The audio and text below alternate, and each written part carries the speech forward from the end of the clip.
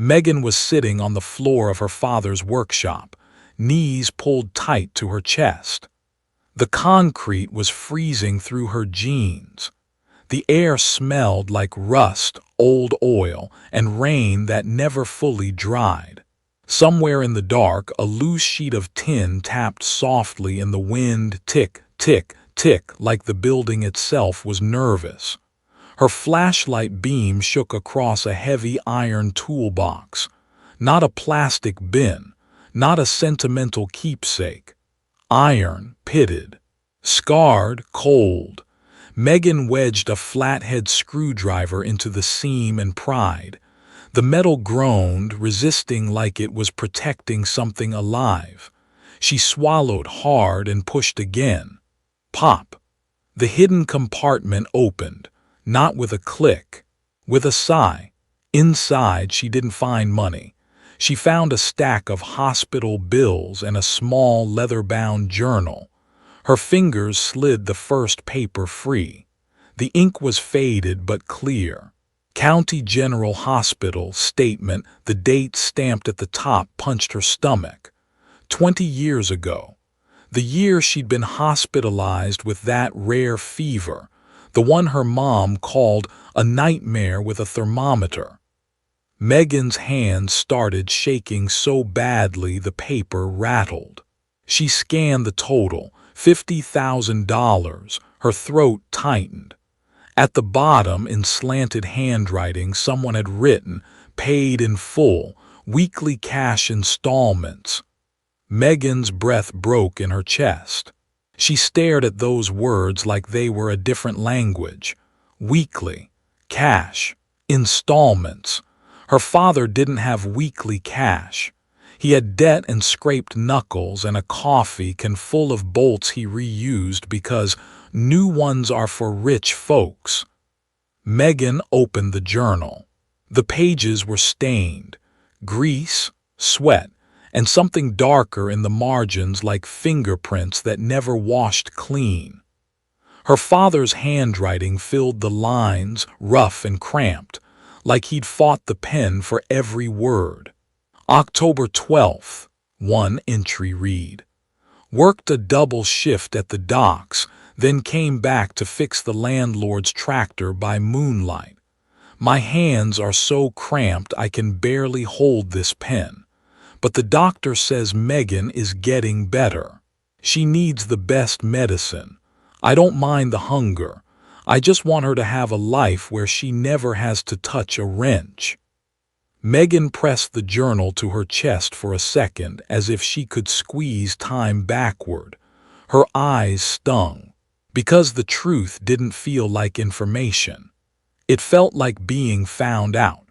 She had one last chance before the ore doors closed, and the workshop was finally telling her who her father really was. But to understand why this broke her now, you have to go back to the night she first started losing him. The night she chose perfect over Dad. 10 years earlier, Megan sat under warm chandelier light at a fancy restaurant where the forks were heavier than they needed to be. Crystal glasses clinked. A string quartet played so softly it felt like a secret. The room smelled like truffle butter and perfume and money that didn't apologize. Megan's name card read, Megan Carter, MD. She kept adjusting the sleeves of her dress like she was trying to smooth herself into a person who belonged here. Ryan, her fiancé, rested a hand on her knee, a gentle squeeze that wasn't affection. It was instruction. "Tonight matters," he murmured through a smile. "Just keep it smooth." Across from them, Dr. Harrison, chief of surgery, laughed with two donors whose smiles looked expensive. Their watches flashed every time they moved their hands. Their voices carried the calm confidence of people who'd never had to climb under a car in the rain. Megan nodded at the right moments, smiled at the right jokes, pretended her heartbeat wasn't too loud. Because there was an empty seat beside her. The seat Ryan insisted they add for optics. The seat Megan insisted on adding for hope. Her father's seat. Megan told herself he wouldn't show. She told herself she wanted that. Then the door opened. Cold air slipped in, and her father walked through it. Frank Carter's boots were damp. His jacket was cheap and a little too big. There was a dark oil stain on his cuff like a signature he couldn't scrub off. He limped, one leg dragging just slightly, and in this room of smooth movement, that limp sounded like thunder. Megan's stomach dropped. She had one last chance before the doors closed. And suddenly she felt 12 years old again, praying nobody asked what her dad did. The host beamed too brightly. "And you must be Megan's father." Heads turned like sunflowers. Frank lifted a hand in a half-wave, unsure where to put it. He smiled big and proud and unguarded. "There she is," he said softly, eyes shining. "My girl." Megan's chest tightened with something that should have been love. Instead it came out as panic. A donor leaned in, polite curiosity sharpened like a blade. "So what do you do for a living, sir?" Megan's lungs froze. Frank didn't hesitate. "Mechanic, fix-it man. Cars, furnaces, busted doors. I do a little of everything." A tiny pause rippled around the table. Not loud, worse, polite. Dr. Harrison smiled carefully. "Ah, skilled hands." Ryan laughed lightly, quick to translate Frank into something smaller. "Yeah, he's always tinkering, always tinkering." Megan's face burned hot. Frank, oblivious, reached into his jacket pocket and pulled something wrapped in a rag. Metal clinked. Megan's heart slammed. He unwrapped it. An old bent wrench, worn smooth where his hand had held it 1,000 times. "This," Frank said proudly, holding it up like a trophy, "paid for her first anatomy book. Worked 3 nights straight. Leg was killing me. But I said, nope, my girl's gonna be somebody." Megan felt the room tilt. The donors exchanged a look. Ryan's jaw tightened. Dr. Harrison cleared his throat. "That's admirable." Frank leaned toward Megan, eyes bright. "Ryan tells me you saved a kid last month, stopped a bleed. I don't know the fancy words, but I know my girl's got steady hands." Megan smiled, small, brittle. And then, God help her, she looked away. Because looking at him felt like admitting he belonged in the same picture as her future. She had one last chance before the doors closed. Ryan leaned in, whispering through his perfect smile, "Maybe your dad should head out early. Big day tomorrow." Frank heard it or felt it. He blinked once, just once, a tiny crack in his proud light. Then he nodded like a man swallowing glass. "Yeah, I should let y'all enjoy." Megan didn't stop him. Frank leaned down close. His shirt smelled like motor oil and rain-soaked cotton, home and labor. He whispered, "Don't let nobody shrink you." Then, under the table, he slid something cold into Megan's palm, a small brass key. "For later," he murmured. "When you're ready." Megan looked up, startled. Frank gave her a soft smile. Then he walked out. The restaurant door closed behind him with a quiet, final click. Megan sat frozen, the key biting cold into her skin. Ryan exhaled like the air had been returned to the room. "Thank you." Megan didn't answer, because her throat was full, because her shame had just been handed to her in metal, and she didn't know yet what that key opened. She had one last chance before the doors closed. And outside, her father's limp faded down the sidewalk into the night. Megan drives to his shop to apologize and finds the place still warm, tools out, sandwich untouched, like he vanished mid-breath. She had one last chance before the ore doors closed. Megan drove to her dad's shop with the brass key clenched in her fist so tight it left little crescent moons in her palm. Rain smeared the streetlights into orange streaks. The windshield wipers scraped back and forth like they were trying to erase what just happened at that table. Truffle butter, perfume, polite smiles, and her father standing there with grease under his nails like it was a crime. Megan swallowed hard. She kept seeing Frank's face when he blinked. That tiny crack. The moment his pride realized it wasn't welcome. She had one last chance before the ore doors closed. And for the first time, she wondered if smooth was just another word for lonely. She turned off the main road and into the gravel lot behind Frank Carter Repairs. The shop sign was faded, half lit by a buzzing security lamp. The air smelled like wet asphalt and gasoline. The garage door was half open. Light spilled out in a warm yellow rectangle. Megan's stomach tightened.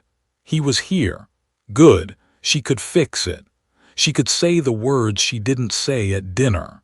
She stepped inside. The smell hit her like memory, oil, rust, burnt coffee, and the sharp sweetness of coolant. The floor was cold. A radio sat silent on the shelf, the dial still set to Frank's old country station. On the workbench was a sandwich unwrapped and untouched, bread drying at the corners like someone got called away mid-bite. Beside it, a water bottle and a cheap pill organizer. Megan's throat tightened. "Dad," she called. Her voice echoed off concrete and metal. Nothing answered. She took a step deeper into the shop. Her heel crunched on something. A tiny black shard, plastic. Her eyes flicked down. It looked like a broken clip, like part of a ladder lock. Megan's pulse jumped. Then she saw the boot prints, wet prints on the floor dragging slightly, leading toward the back door. Her chest tightened with panic. She had one last chance before the ore doors closed. Megan followed the prints. A chair was tipped over near a shelf, legs splayed like it had tried to catch someone and failed. A ladder leaned crooked against the wall, and on the concrete floor drops, dark, too thin, too red. Megan's mouth went dry. "No," she whispered, barely audible. Her hand flew to her phone. Then her brain, cruel, fast, started pulling up old footage like a highlight reel of what she'd refused to see. Flashback. The rain shift Frank under the hood of an old sedan in their driveway, rain dripping off the metal lip onto his forehead. Megan, 13, holding a flashlight with shaking hands. "Dad, you're soaked." Frank had grinned, eyes bright. "Rain don't scare me, kiddo, poverty does." He'd coughed once, wiped his face, kept turning the wrench. Flashback, the skipped meal. Megan, 16, opening the fridge. Mustard, half an onion, a lonely carton of eggs. "Dad, didn't you eat?" Frank, leaning in the doorway, waving it off. "Ate earlier." His stomach had growled loud enough to betray him. He smiled anyway. "Books cost money. Hunger is free." Flashback, the envelope senior year. Megan's acceptance packet spread across the kitchen table, her hands shaking, Frank holding it like it was holy. "I'm gonna get you there," he whispered. Megan, already afraid of being like him, had snapped, "I'm getting myself there." Frank had just nodded, eyes soft. "Yeah, you are." Back in the shop, Megan's fingers shook as she dialed 911. Her voice came out strangled. "My dad, there's blood, his shop. He's missing, please." She had one last chance before the ore doors closed. Then her phone buzzed with an incoming call. A hospital number. Megan's heart jumped into her throat. She answered. A calm woman's voice. "This is Nurse Kelly at County General. Are you Megan Carter?" Megan's breath caught. "Yes." "Where is he?" A pause, just long enough to feel like falling, then, "He's here." Megan's knees almost buckled. "Is he?" "He's alive," Kelly said gently. "But he's injured. You need to come now." Megan dropped the phone from her ear for a second, staring at the shop like it had just become a crime scene. She sprinted out. Rain slapped her face. The air smelled like wet dirt and exhaust. She fumbled her keys, hands shaking so badly she almost dropped them. Then she drove like the road owed her something. County General at night smelled like bleach, old coffee, and fear. Fluorescent lights buzzed overhead. A child cried somewhere behind a curtain. A monitor beeped in a steady rhythm like a countdown. Megan pushed past the front desk. "Frank Carter, where is he?" Nurse Kelly appeared fast, late 40s, tired eyes, steady hands. She looked at Megan like she'd already seen this moment coming. "Come with me," Kelly said. They moved through a hall where the air felt cold on Megan's skin. Kelly pulled back a curtain. Frank lay on a gurney. His face was pale. His work shirt had been cut open. One side of his ribs was bruised purple and yellow. His left leg was wrapped thick, elevated. His hands, those hands, were bandaged. When his eyes opened and found Megan, relief washed over his face like sunlight. "Hey," he rasped, trying to smile. "Kiddo." Megan's throat cracked. "What happened?" Frank swallowed, eyes flicking away. "Fell like an idiot." Kelly's gaze flicked to Megan. There was something in that look, not the whole truth. Megan stepped closer, grabbing his hand carefully. His skin felt rough and cold. "Why were you on a ladder?" Megan whispered. Frank tried to shrug. Pain flashed across his face. "Customer needed, ceiling unit fixed." Megan's eyes stung. "You shouldn't be working." Frank's mouth tightened. "You don't get to tell me what I should do." Megan flinched. Then Frank softened, voice smaller. "Not when you don't know what I'm doing it for." Megan's heart hammered. She had one last chance before the ore doors closed. Kelly cleared her throat gently. "He asked me to give you something." She handed Megan a heavy object wrapped in a greasy shop rag. Megan unwrapped it. A heavy iron lockbox. Not decorative, not sentimental, industrial, old. The lock looked stubborn, like it hadn't trusted anyone in years. Megan's breath caught. "Dad, what is this?" Frank stared at it like it hurt to look. Then he looked at Megan, eyes wet. "It's for when you think you've made it," he rasped. Megan's chest tightened. "Why are you talking like that?" Frank squeezed her hand weakly. "Don't open it yet." Megan shook her head, panic rising. "Dad, tell me what's inside." Frank's eyes held hers. And for the first time he didn't joke. He didn't soften. He didn't protect her from the truth with a smile. He said, quiet and raw, "Everything you didn't want to know." The words landed like a punch. Megan's mouth went dry. She had one last chance before the ore doors closed. An alarm started wailing down the hall, sharp, urgent. Kelly's head snapped up. "We have to move him for imaging. Now." Two orderlies appeared, already rolling the gurney. Megan stepped back automatically, clutching the iron box to her chest like it was a heart someone handed her to hold. Frank's eyes stayed on her as he was wheeled away. He looked like he wanted to say something else, like he was running out of time. Then he disappeared around the corner. The curtain fell back into place with a soft swish. Megan stood frozen in the hallway under fluorescent lights that made her skin look too pale. The iron lockbox weighed down her arms. No key, no explanation, just a sentence echoing in her ribs, everything you didn't want to know. She had one last chance before the ore doors closed. And she didn't understand yet that her father had been paying for her life in ways she'd refused to see.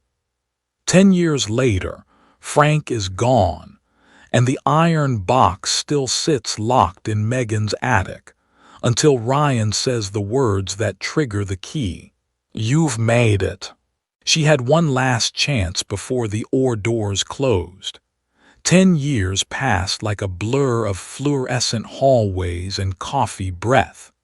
Megan became Dr. Megan Carter the way some people become, whether slow at first, then suddenly unavoidable. Residency turned her nights into long tunnels of beeping monitors and snapping gloves. Fellowship turned her into a machine that could hold her emotions in one hand and a scalpel in the other. She got good at cutting. She got better at not feeling. And every time she visited her father, she told herself it was later. Later when her schedule calmed down. Later when she wasn't exhausted. Later when she could look at him without seeing grease and guilt. Frank stayed Frank. He limped. He worked.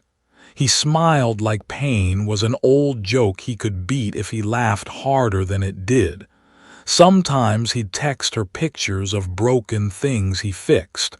A furnace, a truck, a neighbor's porch step. His captions were always simple. Got it done. Good as new. Proud of you. Megan would send back a heart emoji and call it love. She had one last chance before the ore doors closed, and she kept spending it on silence. The iron lockbox stayed in her life like a heavy thought she couldn't shake. After that ER night, Megan had asked for the key once. Frank had only smiled, tired, gentle. "Not yet," he'd said. Then Ryan had entered the picture. Ryan was smooth and clean, like he'd never broken a nail on anything. He wore suits like they were skin. He knew how to talk to donors, how to name-drop the right people, how to make a hospital board feel like a family. He loved Megan's ambition. He also loved curating it. Whenever Frank tried to show up, Ryan found a way to make it inconvenient. Bad timing. Not professional. Let's keep things simple. Megan told herself she agreed. Because simple felt safe. Because simple didn't smell like oil. Then came the day the world cracked open. It was a Tuesday, ordinary, cruel. Megan was halfway through rounds when her phone buzzed in her scrub pocket. Unknown number. She ignored it. It buzzed again. Then again. Something cold slid through her ribs. She stepped into a supply closet that smelled like latex and alcohol wipes and stale air. Fluorescent light hummed overhead. The shelves were stacked with gauze and syringes like everything could be patched. She answered. A woman's voice on the other end was soft. "Megan, this is Nurse Kelly from County General." Megan's throat tightened. "Is my dad?" Kelly paused. The pause said everything. "I'm so sorry," Kelly whispered. "It's your father." Megan's knees weakened. She gripped the shelf hard enough to rattle the boxes. "No," Megan said, too fast. "No, he was fine. I talked to him," Kelly's voice was gentle and exhausted. He didn't like to worry you. Megan's mouth went dry. What happened? Kelly exhaled. He passed early this morning. Megan's vision tunneled. The closet felt too small. The air tasted like plastic. Her voice came out thin. Did he say anything? Kelly hesitated. He left you something, the iron box. It's already at his shop, and there's a note taped to it. Megan's heart slammed. She had one last chance before the ore doors closed. But the door that slammed wasn't a hospital door. It was a door in the world. A door where Frank Carter existed, and now he didn't. Megan drove to his shop like a woman in a dream. The sky was gray. The streets were loud.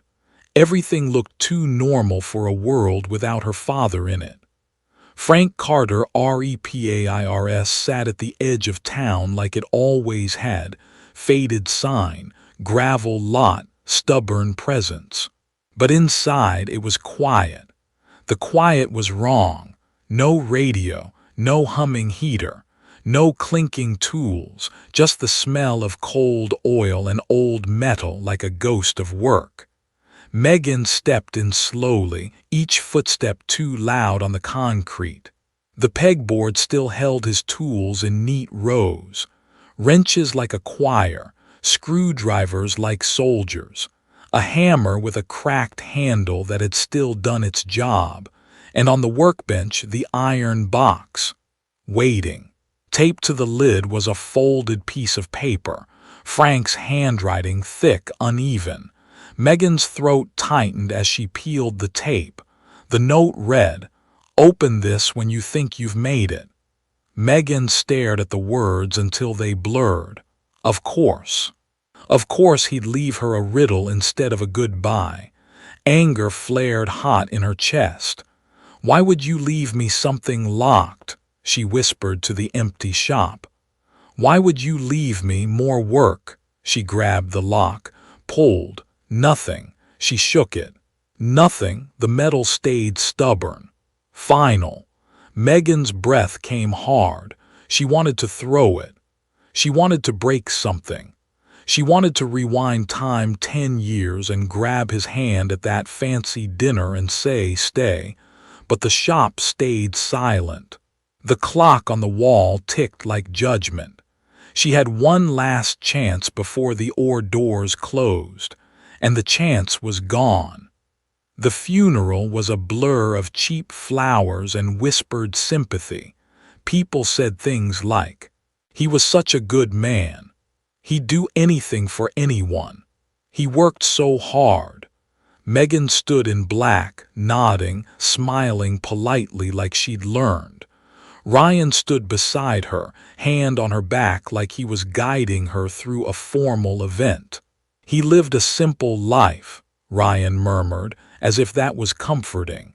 Megan didn't respond, because Frank's life wasn't simple. It was expensive.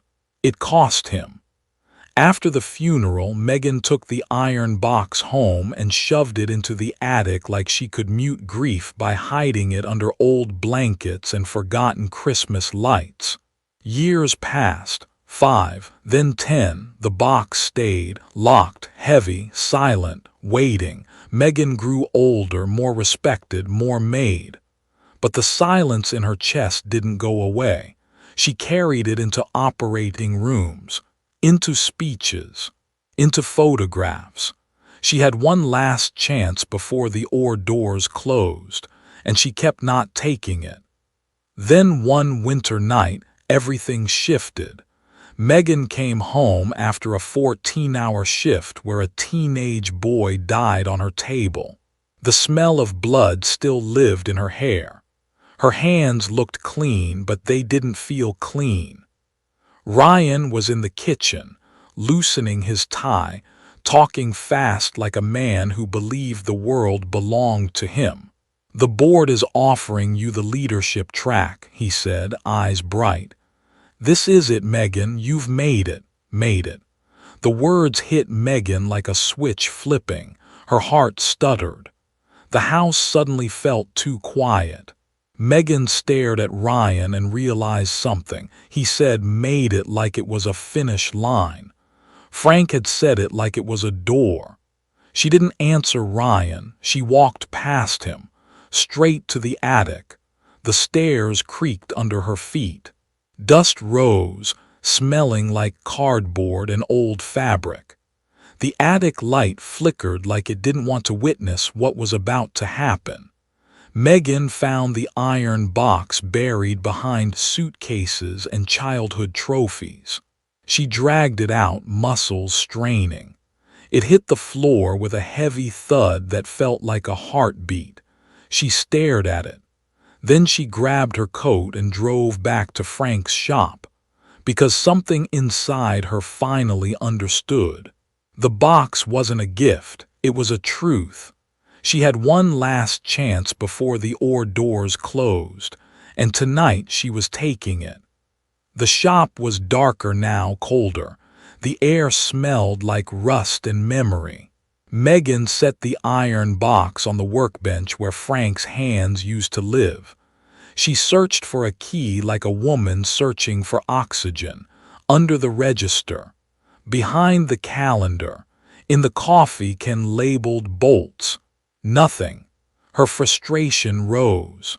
She slammed a drawer shut, and that's when she noticed it, a seam under the workbench, a panel that didn't match the wood grain, a screw head that looked newer than the others.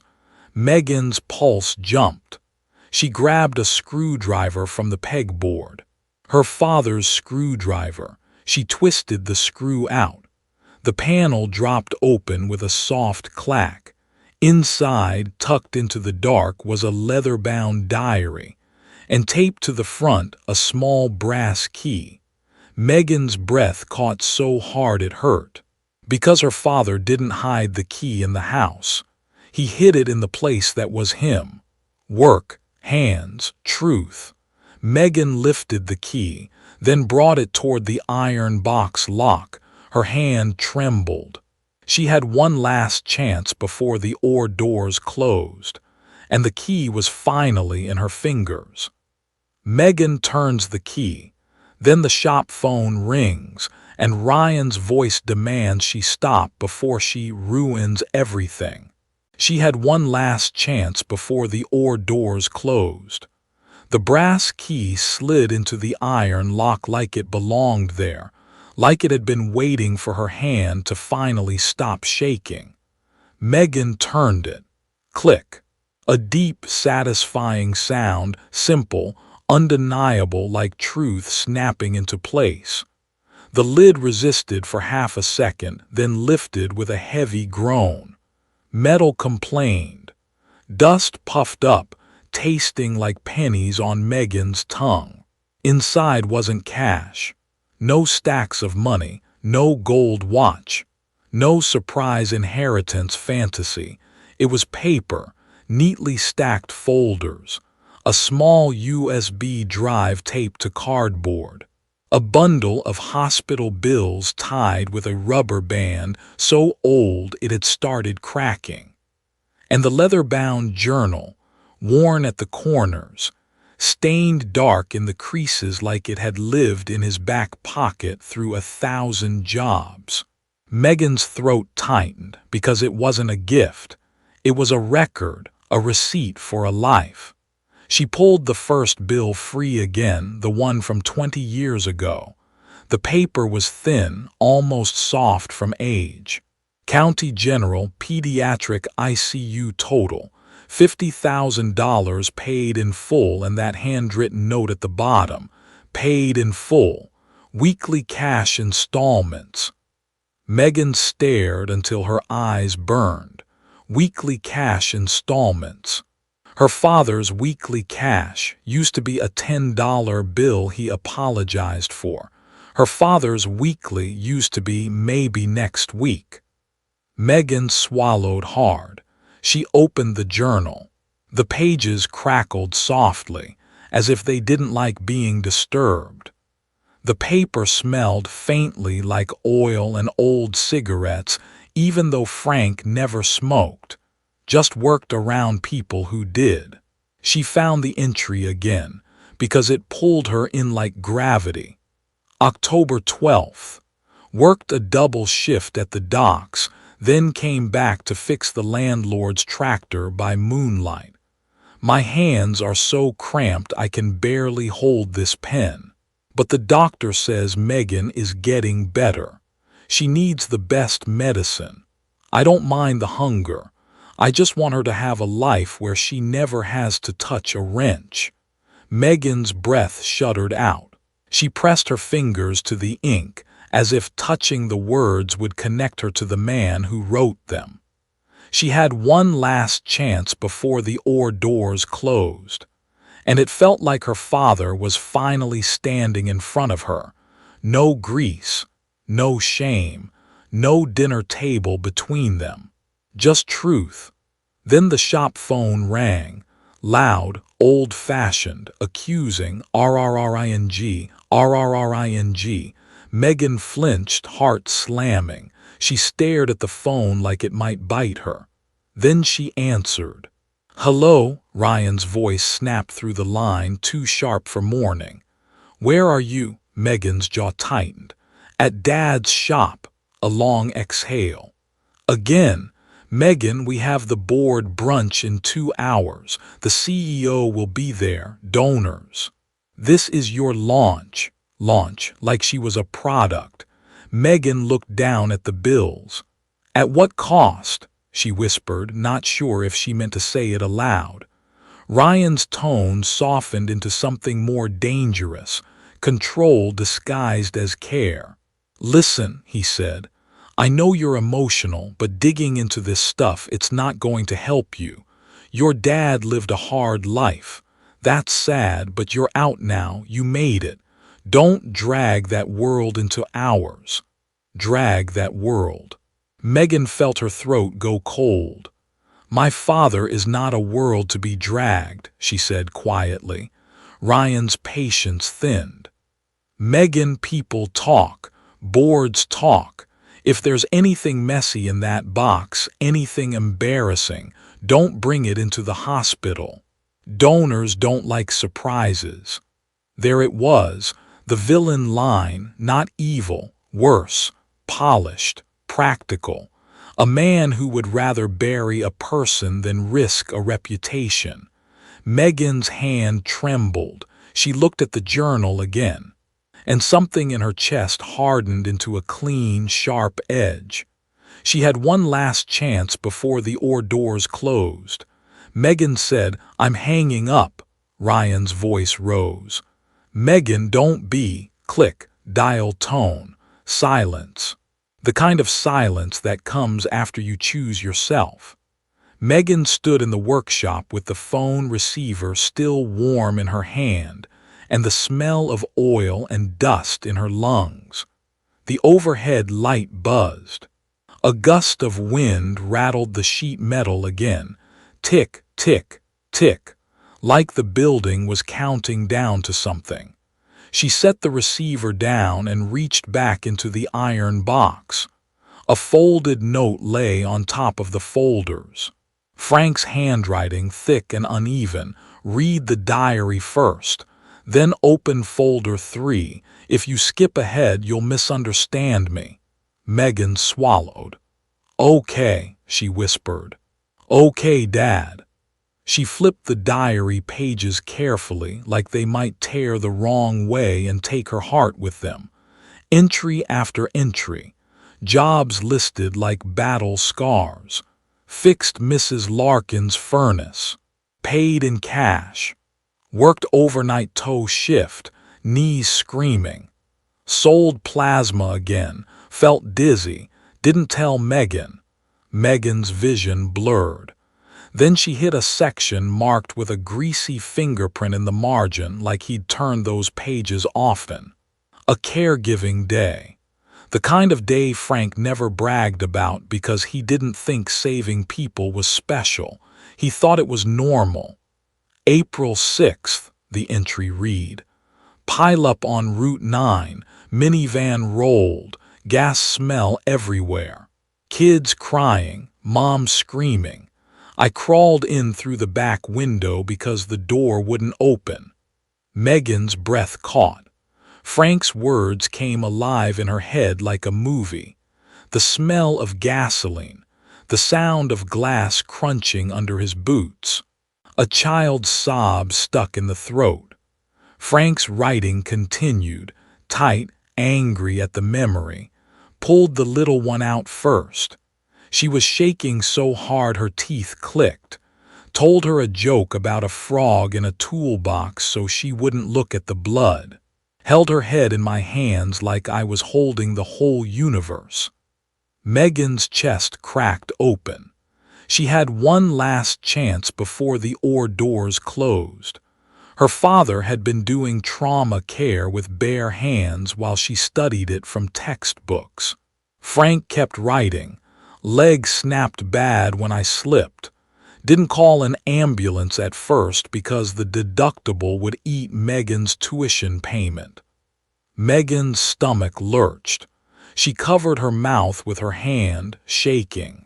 He'd broken himself and still thought of her. The entry ended with a line that made Megan feel like she was being punched softly in the ribs. I can limp. She can't miss her future. Megan sat back on her heels, dizzy. The workshop smelled like oil and old coffee. But now it also smelled like something else. Devotion. The kind that hurts. She wiped her face quickly, angry at the tears. Not because they were weak, because they were late. Megan flipped forward again. More pages, more sacrifices. Then she found a word that didn't belong in Frank Carter's world. A word too clean for a man too dirty. Patent. Megan froze. Her eyes moved slowly across the page. July 19th, Frank wrote, meeting with the company today. They want the design for the oxygen pressure valve. They offered money, big money. Megan's heart slammed. Oxygen pressure valve. Her mind flashed to the surgical wing where she worked. The oxygen system, the safety measures, the equipment that seemed standard. Frank's handwriting shook slightly on the page, as if the memory made his hand cramp even now.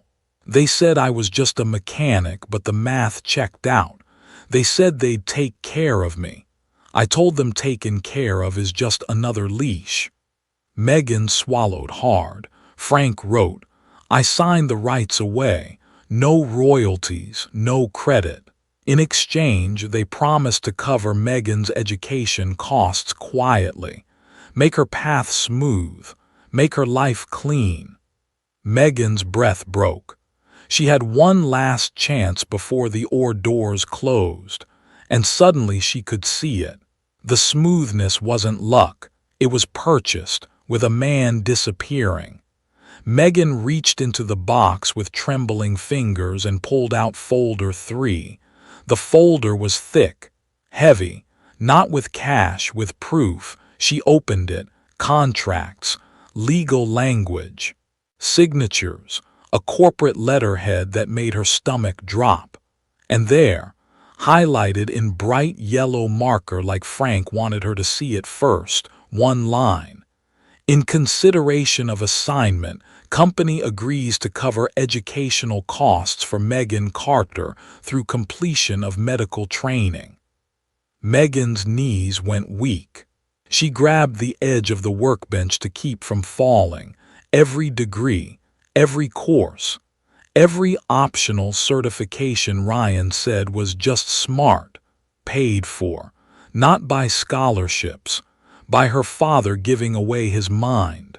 Megan stared at the signatures, Frank Carter, and below it a name she recognized, not from childhood, from the hospital, from donor dinners and polished handshakes.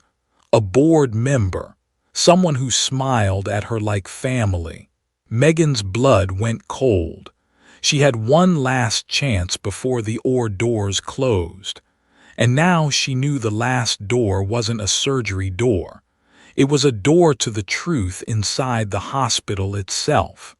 Her phone buzzed. A text from Ryan. "Don't do anything stupid." Megan stared at the words, then at Frank's journal, then at the highlighted line that explained her life. Megan whispered, "Dad, what did they do to you?" The workshop answered with a faint creak and that tin tapping in the wind, tick, tick, tick, like time refusing to stop. Megan closed the folder slowly. Her hand stopped shaking, not because she was calm, because she was decided. She had one last chance before the ore doors closed, and in part 5, she was going to walk into that donor brunch carrying the truth like a scalpel. Megan confronts Dr. Harrison and the board with the patent documents, while Ryan tries one last time to stop her. She had one last chance before the ore doors closed. The donor brunch smelled like coffee, cologne, and polished floors, like money trying to pretend it was clean. Soft jazz floated from hidden speakers. Crystal clinked. Laughter drifted in little bubbles that popped as soon as you touched them. Megan walked in wearing scrubs, not a dress, not a smile. Scrubs. She carried one plain manila folder tucked under her arm and a small USB drive in her pocket. The folder felt heavier than an anatomy textbook, heavier than any scalpel she'd ever held, because it wasn't paper. It was her father's life. Ryan spotted her at the entrance and moved fast, intercepting her like a security guard. His suit was perfect. His hair was perfect. His eyes were not. "Megan," he hissed, low and urgent, "what are you doing?" Megan didn't slow, finishing something. Ryan stepped closer, blocking her path with his body. He smelled like expensive aftershave and control. "This isn't the place." Megan stared at him, calm in a way that scared him. "It's exactly the place." Ryan's jaw clenched. "Think about your future." Megan blinked once. "My future was bought." Ryan flinched. "Megan," she slid around him, gentle but unstoppable. She had one last chance before the ore doors closed, and she wasn't asking permission anymore. At the center of the room, Dr. Harrison stood near the CEO, laughing like nothing in the world ever broke without consent. 2 major donors hung on his every word. A photographer floated nearby, ready to capture community. Dr. Harrison saw Megan and lifted his mug in a warm, rehearsed gesture. "Dr. Carter, our rising star." Megan stopped in front of him. The jazz kept playing. But in Megan's ears, all she heard was the tick, tick, tick of her father's workshop counting down. "You knew my father," Megan said, voice quiet. Dr. Harrison's smile held. "Frank Carter, of course. Great maintenance man. Maintenance man. The same small box, the same erasure." Megan's fingers tightened on the folder. "He wasn't maintenance." Dr. Harrison's eyes narrowed slightly. "Megan, not today." Megan opened the folder and placed a single sheet on the table between them. The patent assignment. The highlighted line.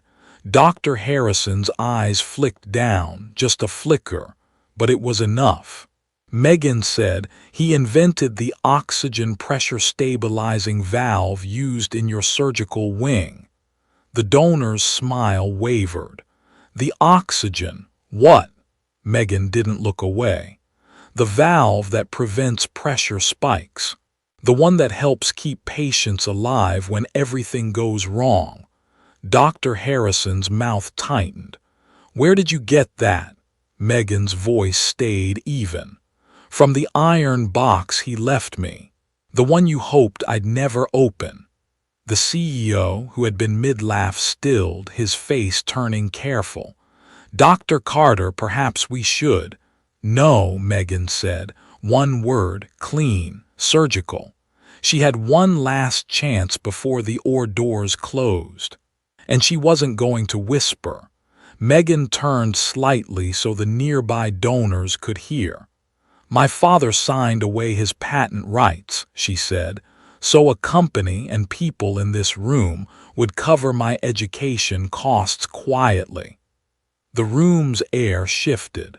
A small hush rippled outward like a stone dropped in water. A donor, older woman, sharp eyes, leaned forward. Education costs, quietly. Megan placed another page down. The line glowed under the fluorescent banquet light. In consideration of assignment, company agrees to cover educational costs for Megan Carter through completion of medical training. The donor's eyes widened. Oh my, Dr. Harrison's voice went tight. This is confidential. Megan's eyes burned. So was his suffering. Ryan appeared again at Megan's side, voice low, desperate. Megan, stop, please. Megan finally looked at him and saw what she'd refused to see for years. He wasn't afraid for her. He was afraid of losing the version of her that looked good in rooms like this. You told me to hide him, Megan whispered. Ryan swallowed. I told you to protect yourself. Megan shook her head. You told me to be ashamed. Ryan's face hardened. I told you the truth. People judge. Donors judge. You can't. Megan's voice cut through him, quiet but lethal. My father built the oxygen system you brag about, and you called him embarrassing. Ryan flinched like she'd slapped him. Dr. Harrison tried to regain control, smiling too tightly. Megan, you're emotional. You've been through a loss. Megan's breath came slow. I've been through a lie. She reached into her pocket and held up the USB drive between two fingers. This has everything, she said. Contracts, emails, dates, names. The CEO's face paled. Dr. Carter, if you release. I'm not threatening, Megan said. I'm correcting the record. Phones rose, not one, 3. Then a cluster, because truth has gravity and people love watching it pull powerful men off their pedestal. She had one last chance before the doors closed, and the room finally understood. She wasn't asking. She was informing. A board member, one Megan recognized from the signature, shifted uncomfortably, eyes darting like a trapped animal. Megan pointed to him gently, almost politely. You signed off on this, he stammered. This was standard vendor. Megan's voice didn't rise. Standard to erase the person who made it possible. The older donor woman's voice was sharp now. Are you telling me this hospital used a worker's invention and stripped his name? Dr. Harrison opened his mouth. The CEO beat him to it, smooth and panicked. We'll investigate immediately. Megan nodded once. Good. Then she slid one more document across the table. A proposal. Bold letters. The Frank Carter Silent Hero Scholarship for children of tradespeople, mechanics, custodians, repair workers. Public recognition for innovations from non-credentialed staff. Vendor transparency. Worker safety oversight. The CEO blinked. You want structural changes. Megan's eyes didn't blink. I want my father's name back. Dr. Harrison's voice tightened. This is outrageous. Megan leaned in, soft and fierce. Outrageous was letting him stay invisible while you smiled for photos. Ryan grabbed her elbow one last time, urgent. Megan, please don't burn our life down. Megan gently removed his hand. Her voice broke just slightly. "If our life requires me to stay ashamed of my father, then it deserves to burn." Ryan's eyes widened, because he realized he'd already lost. The polished version of Megan, the one he could manage, was gone. She had one last chance before the ore doors closed, and she chose the truth over the image. That night, after the meeting exploded into lawyers and phone calls and clipped promises, Megan returned to the workshop. The shop was darker than the hospital, quieter, more honest. Dust floated in her flashlight beam. The metal smelled like rust and memory. Megan sat on the cold concrete floor again, the journal open on her lap. Her hands shook, not from fear now, from grief finally allowed to exist. She flipped to the very last page, dated just days before Frank passed. His handwriting wobbled in places, like his hand was tired or his heart was. Megan read it out loud because silence had stolen enough from him. "My dearest Megan, I saw the way you looked at my dirty clothes when your friends came over. I saw you pull your hand away when I tried to hug you after work." Megan's breath caught. She kept reading, voice cracking. "It's okay, little bird. I wanted you to look up at the stars, even if it meant I had to stay in the mud to hold the ladder for you." Megan's tears dropped onto the page, darkening the ink. "Every scar on my hands was a tuition payment. Every night I spent in this cold shop was a brick in your hospital." Megan pressed her palm over her mouth to muffle the sob. "Do not be ashamed of me now that I am gone. Be proud of the woman you became. You were my greatest invention." Megan folded forward like her body couldn't hold all of it at once. She clutched the journal to her chest, sobbing real, ugly sobs that shook her ribs. And then she looked down at her own hands. Clean, soft, surgeon hands. Hands that had never turned a wrench in the rain. Hands that had never skipped a meal so someone else could eat. Hands that had been built, quietly, by the broken, greasy hands of the man she was too embarrassed to claim. She had one last chance before the ore doors closed. And she finally understood the payoff that hurt the most. Frank didn't just pay for her education. He paid for her to never have to be him. Megan stood shakily and moved to the pegboard. She found the bent wrench, the one he'd held up at the fancy dinner like a trophy and a confession. She wiped it clean slowly, reverently, cloth snagging on the rough metal edges. Then she placed it in a glass case on the workbench where his hands used to live. Not hidden, not apologized for, honored, because the lesson wasn't "don't be ashamed." The lesson was, if someone loves you loudly with quiet hands, don't make them whisper. She whispered into the empty shop, voice trembling, "I'm proud of you, Dad." The workshop answered with only the soft tick of metal in the wind. But for the first time, it didn't feel empty. It felt like a goodbye Frank would have wanted.